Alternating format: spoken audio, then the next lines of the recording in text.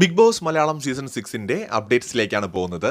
അങ്ങനെ ജയിലിലേക്ക് പോകുന്നത് നമ്മുടെ രതീഷും ജിൻഡോയുമാണ്. പവർ റൂമിലുള്ള മെമ്പേഴ്സിനോട് ഒരാളെ ഡയറക്റ്റ് ജയിലിലേക്ക് നോമിനേറ്റ് ചെയ്യാമെന്ന് ബിഗ് ബോസ് പറയുന്നു. അവരുടെ പവർ യൂസ് ചെയ്തുകൊണ്ട് അവർ സ്ത്രീ വിരുദ്ധ പരാമർശങ്ങളുടെയും മറ്റും പേരിൽ ജിൻഡോയുടെ പേര് പറയുന്നു. അങ്ങനെ ജിൻഡോ ഡയറക്റ്റ് ജയിൽ നോമിനേഷനിലേക്ക് വരുന്നു. ബാക്കി ഹൗസ്മേറ്റ്സിൽ ഒരു വലിയ വിഭാഗം പേര് രതീഷിന്റെ പേര് തന്നെയാണ് പറഞ്ഞത്. കഴിഞ്ഞ ദിവസങ്ങളിൽ നടന്ന സംഭവങ്ങൾ, ഇറിറ്റേറ്റിംഗ് നേച്ചർ, ഇതെല്ലാം ഒരു പ്രധാന കാരണമായിട്ട് അവർ എടുത്തു കാണിച്ചു. അങ്ങനെ രതീഷിനെ അവർ ജയിലിലേക്ക് നോമിനേറ്റ് ചെയ്തു. സോ രതീഷും ജിൻഡോയുമാണ് ഇന്നങ്ങനെ ജയിലിലേക്ക് പോകുന്നത്. ബിഗ് ബോസ് മലയാളം സീസൺ 6ൽ ആദ്യമായിട്ട് ജയിലിൽ കിടക്കാൻ പോകുന്നത് രതീഷും ജിൻഡോയാണ്. ആക്ച്വലി സീസൺ 6ൽ 2 കോമഡി പീസുകളാണ് ഇവർ ഇതുവരെയും ഷോയിൽ എൻ്റർടൈൻമെൻറ്റ് ഉണ്ടാക്കിയിട്ടുണ്ട്.